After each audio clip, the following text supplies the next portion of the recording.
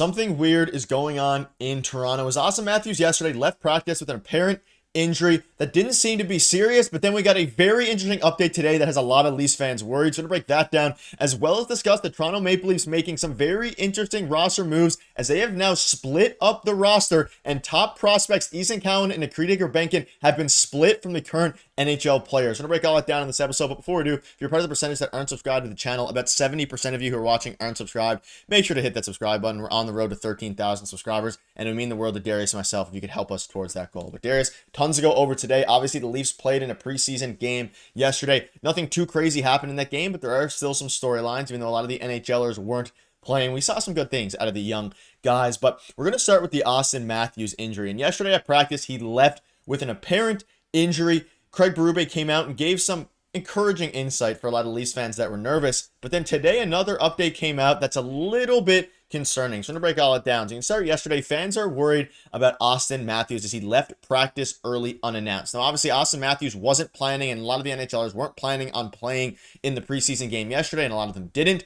So this wasn't too concerning, maybe precautionary reasons. And Craig Berube came out and cleared the air a little bit. He said that Auston Matthews is dealing with an upper body injury, and he's on discussing the reason why Matthews left practice early. But he explains that he does not believe it to be serious. So this is encouraging news, even though you still hate to see any sort of injury or ailment this early on in training camp. But Darius, just about an hour ago, Auston Matthews is still out. So his practice with the main group begins here. Auston Matthews with his upper body injury and Yarncroc as well with a lower body injury remain absent. Now, it seems like, and most likely this is precautionary. That being said, I'm not liking what I'm seeing here regarding an injury this early, and it seems to be something in the his upper body that is bothering him enough to leave practice early, even though it is precautionary at this point.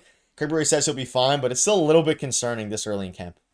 It's a little bit concerning that it's, come only a few days into camp. And usually, when they split up the rosters, when it's this early in training camp, usually the guys who aren't playing will still practice that day, which is exactly what happened yesterday. And I guess Matthews just didn't feel right and left practice, and obviously has not returned since. But it's probably just precautionary. And of course, because Berube came out and said that, it's probably nothing serious. He's not too worried about it. I'm going to feel that way as well. I'm going to try and stay optimistic that Auston Matthews should be fine. And again, it is just training camp. Matthews is not fighting for a spot on this team. He has his spot on this team. So the fact, if he doesn't play in the next preseason game or doesn't, practice for 2 days, I'm not entirely worried. We know that he's ready to go and what he's prepared to do this season. So as long as he stays healthy, he'll be fine. So, the fact that Berube said that it's pretty much nothing and we shouldn't be worried, I'll take that at face value for the time being. So it should be okay. But the fact that he didn't practice this morning, a little bit concerning, because we are seeing a couple of superstars around the league get hurt early in preseason, which is not great. But Matthews hopefully should be okay. Yeah, we've also seen it before where they say it's not a big deal and that nothing crazy, and then it gets worse and they're hiding things. So I'm going to be a little bit cautious, but like you said, the fact that he came out and said that it should be all good is more it gives us some optimism going forward. And again, you mentioned it, he is not fighting for any sort of spot. He's going to be on that first line come opening night, so he has nothing too much to play for here. Obviously, though, it is important that these guys get their reps in. So let us know in the comments your thoughts on this. Are you concerned about the injury, or are you on the side of Darius and Craig Berube? You're not too concerned, and I think at this point I'll trust Craig Berube. He's given me no reason not to trust him for now, but we'll see, and we'll definitely keep an eye on this as the days go on. But Darius, another big storyline that dropped very recently, just a couple hours ago, is the roster. So it's got split up now into the different groups, and if you notice, feel free to pause, but I can basically summarize the most important things here. Nikita Gurbenkin and Easton Cowan were split up from a lot of the other NHLers. And Darius, I want to get your thoughts on this, but before I get your thoughts on it, I'll let you guys hear Craig Berube's thoughts on splitting up the groups. A lot of people are always going to look at 2 losses for this team. Is it time to panic? But for you, right, as fans, I think get a little bit up to exactly. It's preseason, so is this for you more about development? So obviously he gave some insight there, and Darius, I want to get your thoughts on this. Obviously, both of those guys played in yesterday's game. Neither of them necessarily had a phenomenal game. There weren't many Leafs who had a phenomenal game yesterday as they played the Senators and they lost, but they split up the group now. So now the biggest question mark is, what is the reason for that, I wonder? Yeah, so like Berube said, let's maybe pump the brakes a little bit. A lot of people saw this morning and said, this automatically means Easton Cowan and Nikita Gurbenkin won't make the team. But like you said, it's preseason, it's early, right? And this usually does happen a few days into camp, until maybe the fourth day, which I think we are now, the fifth day. They will, have everyone grouped together, and then they'll slowly start making not so much cuts, but they'll start making an idea of what they think the team should look like based on performances. And obviously, Easton Cowan and Gurbankin haven't really made the cut, quote unquote, and they're in group two now. But that doesn't mean that they're not going to make the team. It just means that they have to show a little bit more, right? And I think that if you look at some of the names in the group A, I don't think some of them are even going to end up on the team either, right? And I don't want to call anyone out specifically, but there are a couple names there I think Leaf fans can go through, and I don't think they're going to make the opening night roster, but it's just based on performance so far. So there's a lot of runway left here with the preseason, right? And you got some familiar names at preseason today, like you saw there on screen, Matt Sundin and Wendell Clark. So maybe giving some encouragement to some of the players, but I think there's still a lot of time left for a lot of these guys to perform well and show something. You have to take these opportunities and have some moments with them, right? You got to show the coaches what you're made of. These are the moments that count. So still a lot of time. I think that Gurbankin has been impressive. I thought Cowan, with not much playing time in the first two games and put in some interesting situations, I think on purpose, has looked pretty good, but not good enough to make the team so far. At least it looks like in the eyes of the coaches and some people as well. I don't think he's going to make Easton Cowan. I don't think he's going to make the team full time this year, but we'll see him get maybe 8 or 9 games. But pretty interesting so far that they're already splitting it up. But it's not, unusual per se. And there's still lots of time for these guys to play their way into Group A too. So it's just what they're thinking so far through camp, and maybe, add some extra motivation to those guys as well.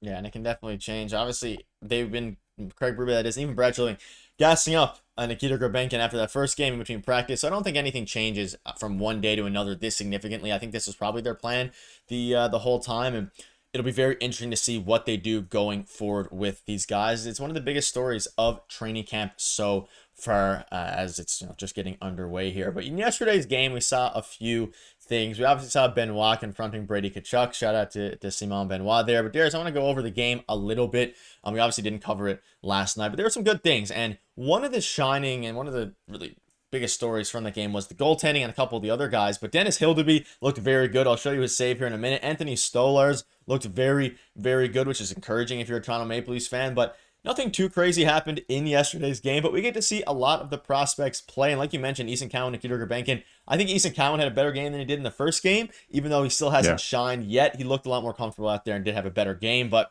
what did you see in the game yesterday? Again, nothing too crazy with a lot of the prospects, but some solid things nonetheless. Specifically, this Hildeby save, which I'll show you right now. Yeah, real nice save from Hildeby here.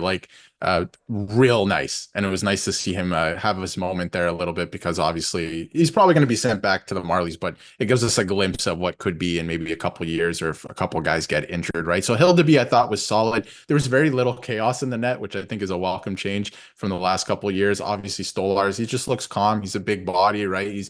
He made some pretty good saves as well. So nice to get a glimpse of him. And like you said, there was a couple guys like Cowan, he looked a little bit more comfortable. I thought he played well, but again, he hasn't done anything to put him over the top so far. And I think Berube has been pretty transparent about that, that he has played well, but nothing to really put him over the top. I think they're putting him in tricky situations on purpose.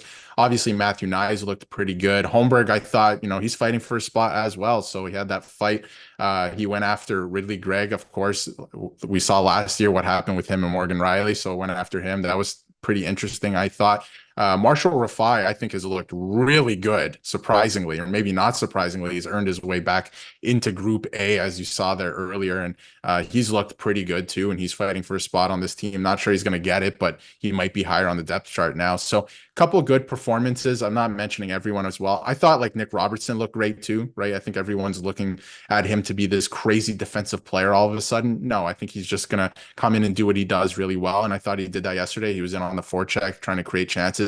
He looked really good on the puck. So, much to like there, but how does it all fit together? We don't know at this point in time, right? And there's a lot of guys playing out of position and with guys that they probably never play with during the regular season, like Bobby McMahon, for example. He looked great as well. So a lot to like. Again, there were some interesting plays and mishaps, but I'm going to chalk it up to, this is not the roster. A lot of guys are playing with guys they'll probably never play with again on the same line, let's say. So it was interesting. You can take little tidbits from all of these games for sure. Yeah, and you mentioned it. Nick Robertson came out. It looked like he had a chip in the shoulder a little bit, moving very, very fast, moving very well. And Alex Nylander as well had some flashes. So a lot of things to take away from it. Let us know in the comments what your thoughts are on this. Are you concerned about Matthews' injury? And are you surprised that Nikita Grbankin and Easton Cowan were put into a different group out of Group A? Let us know. We'll see you guys later.